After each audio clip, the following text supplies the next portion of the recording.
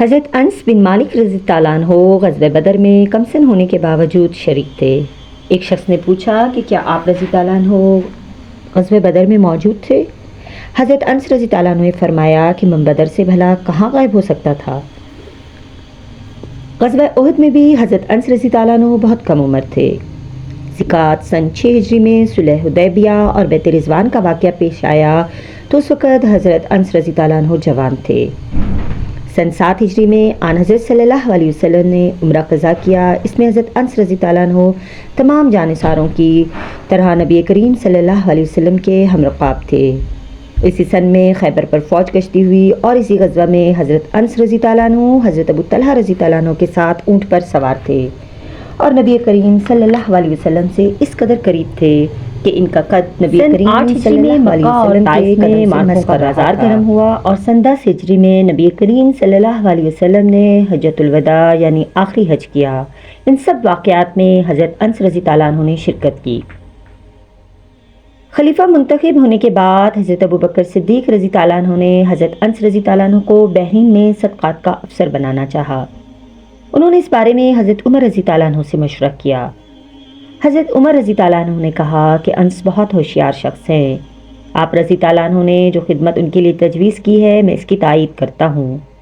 چنانچہ حضرت انس رضی اللہ عنہ کو بارگاہ خلافت میں طلب کیا گیا اور انہیں بحرین کے عامل کی ذمہ داری دے کر روانہ کیا گیا۔ حضرت انس بن مالک رضی اللہ عنہ فرماتے ہیں کہ مجھے حضرت ابوبکر صدیق رضی اللہ عنہ نے صدقے کی وصولیابی کا عامل بنایا۔ جب میں وصولیابی کر کے واپس لوٹا تو حضرت ابوبکر صدیق رضی اللہ عنہ کی وفات ہو چکی تھی۔ حضرت عمر رضی اللہ عنہ نے دریافت فرمایا کہ کیا تم ہمارے پاس سواریاں بھی لائے ہو؟ میں نے جواب میں ہاں کہا تو فرمایا کہ سواری کی اونٹنیاں ہمارے پاس لے آنا اور باقی مال تمہارا ہے۔ یہ سن کر میں نے تعجب سے کہا کہ خلیفہ الرسول، وہ مال بہت کثیر ہے۔ حضرت عمر رضی اللہ عنہ نے فرمایا اگرچہ کتنا ہی کثیر ہو وہ سب آپ کا ہے۔ وہ مال 4000 تھا، لہٰذا میں اہل مدینہ میں سب سے زیادہ مالدار ہو گیا۔ حضرت عمر رضی اللہ عنہ نے اپنے عہد خلافت میں انہیں تعلیم فقہ کے لیے ایک جماعت کے ساتھ بصرہ روانہ کیا۔ اس جماعت میں تقریباً 10 اشخاص تھے۔ حضرت انس رضی اللہ عنہ فرماتے ہیں کہ حضرت عمر بن خطاب رضی اللہ عنہ نے اپنی وفات سے کچھ دیر پہلے حضرت ابو طلحہ انصاری رضی اللہ عنہ کے پاس آدمی بھیج کر انہیں طلب فرمایا اور کہا کہ اے ابو طلحہ، تم اپنی قوم انصار میں سے 50 آدمی لے کر اصحاب شورا کے ساتھ جاؤ۔ جہاں تک میرا خیال ہے کہ یہ لوگ ایک گھر میں جمع ہوں گے، تم اپنے ساتھیوں کے ساتھ دروازے پر رہنا اور کسی کو اندر داخل نہ ہونے دینا، اور ان کو بھی 3 دن تک نہ چھوڑنا، یہاں تک کہ وہ خود میں سے کسی ایک کو اپنا امیر مقرر کر لیں، اور اے میرے اللہ، بے شک تو ان لوگوں کے معاملے میں میرا خلیفہ ہے۔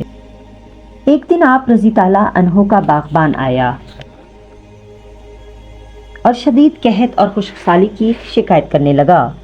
آپ رضی اللہ عنہ نے وضو فرمایا اور نماز پڑھی، پھر فرمایا اے باغبان، آسمان کی طرف دیکھ، کیا تجھے کچھ نظر آ رہا ہے؟ باغبان نے عرض کیا کہ حضور، میں تو آسمان میں کچھ بھی نہیں دیکھ رہا ہوں۔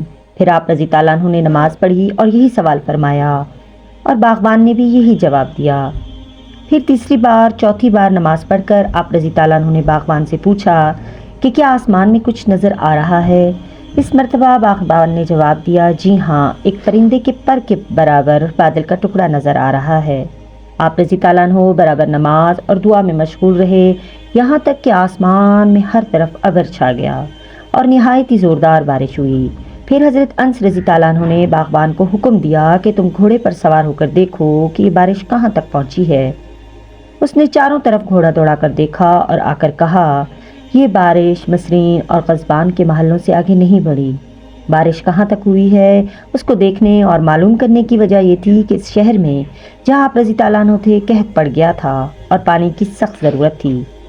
باقی دوسرے علاقوں میں کافی بارش ہو چکی تھی۔ ان علاقوں میں قطعاً مزید بارش کی گنجائش نہیں تھی، بلکہ وہاں زیادہ بارش سے نقصان ہونے کا اندیشہ تھا۔